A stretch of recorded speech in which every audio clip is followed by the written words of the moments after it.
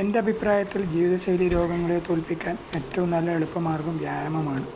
ഏറ്റവും നല്ലത് ഓട്ടം, സൈക്കിൾ സവാരി, നീന്തൽ തുടങ്ങിയവയാണ്. നമ്മുടെ ഉള്ളിൽ ഒരു ശക്തിയുണ്ട്.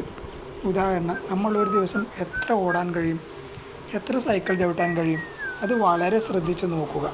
ആദ്യ ദിവസം നമുക്ക് എത്ര കഴിയും, അതിനടുത്ത ദിവസം കുറച്ച് കൂട്ടുക.